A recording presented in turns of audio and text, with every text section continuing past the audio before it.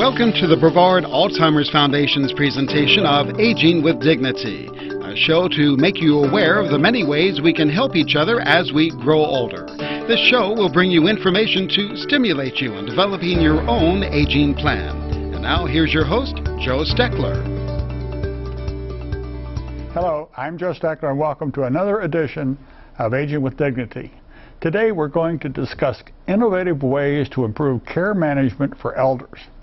In the studio with me today are Chris Stagman, and Chris is the Executive Director of the Brevard Alzheimer's Foundation, Dr. Pam Trinetti, who is the Director for the Parish Senior Consultation Center, and Bob Seymour, President of ETS Incorporated and a consultant for the Whole Senior Connection.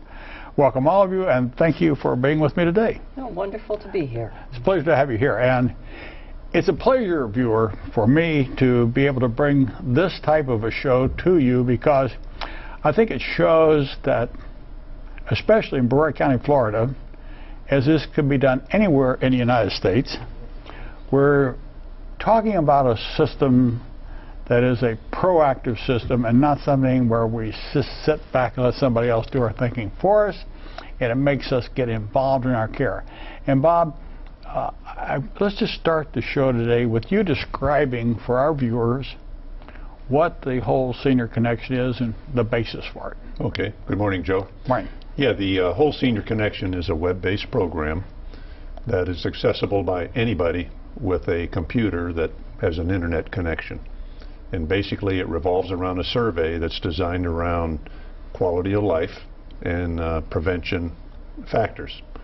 Complete the survey, hit submit, and then the services that are available in the community that you might be eligible for come up on the screen, and you can select, decide which ones you want, and build your own plan and be empowered to fulfill that plan.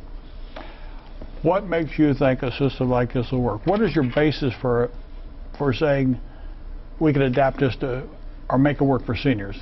Well, you probably won't believe this, but I'm actually a senior citizen myself.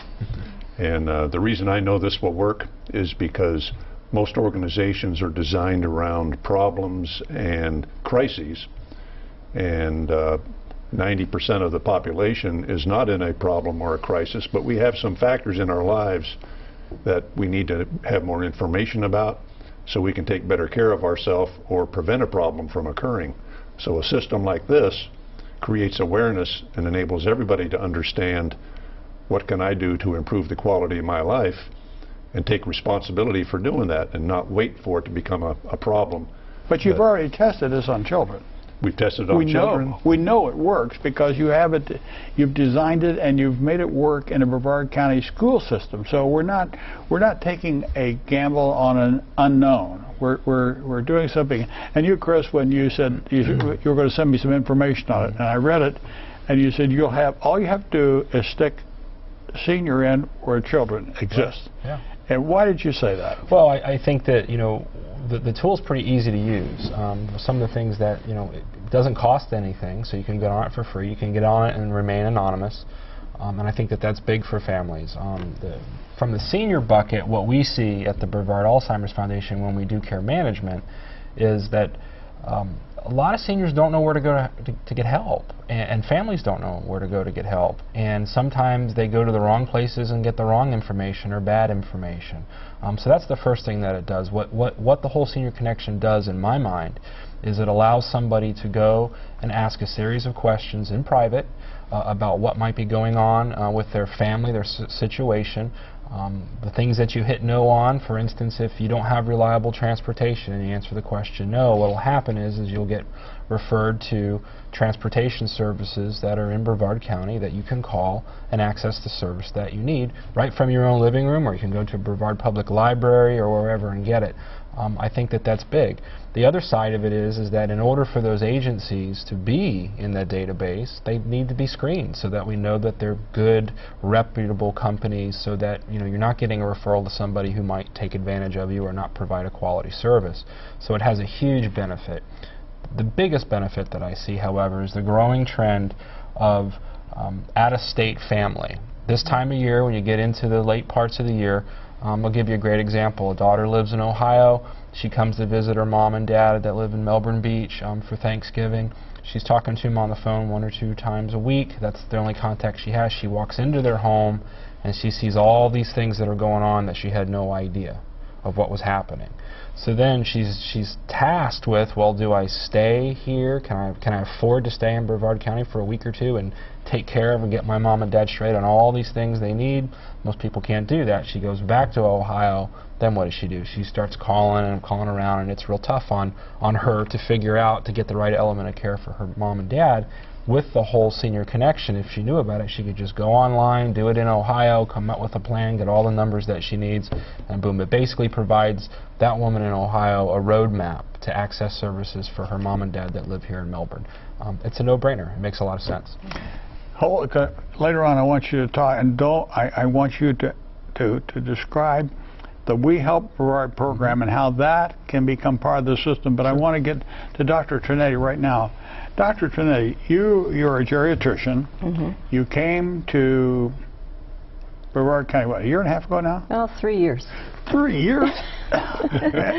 It's interesting. Well, I interviewed you. Yes, you did. To come here, I can't believe 3 years had gone by. But, okay, it has. But you set a very proactive program up at Parish Senior Consultation Center. And in my conversations with general practitioner doctors and other geriatricians, I think that you have an advantage that very few geriatric doctors have, in that you have the support of a hospital like Parish Medical Center with George McIntyre, the president there, that has given you the latitude to design a program and do what you can by being proactive and being able to take a person and look at them from the top of their head to the bottom of their feet and say, these are some of the things you need to do. You're not involved in a primary care. You're more of an analyst using all your skills with aging to be part of this program. Hearing what Bob is saying, what Chris said, what is your medical opinion on this, Doctor? Oh, this is just wonderful, because you're right. We do have an advantage in our office that we have a functional assessment, a social worker, medical assistants to answer the phone, and we put in a whole program for seniors. But we can only help so many folks. For the thousands and thousands of other people out there, and the folks who are caregivers, long-distance caregivers, they need access to this kind of information. Because for a physician, it doesn't do a bit of good to prescribe the best treatment and testing and medications if the patient can't get to the pharmacy or can't get to the hospital for testing. What this will do is put that safety net under people and help them access services when they don't have their own private social worker or geriatrician to call. That's extremely important. I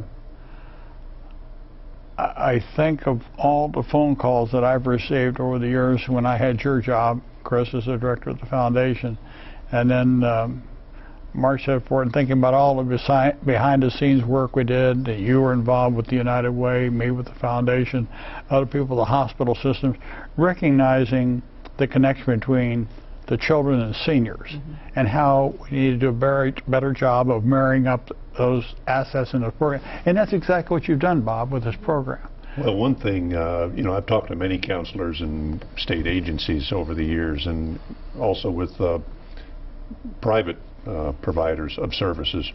And one comment I get a lot from counselors is that, you know, if I didn't get so many calls for information, I could spend more time with the folks who really need care. Now, you've given them a system that they can access from their home or the convenience of their home, like Chris said.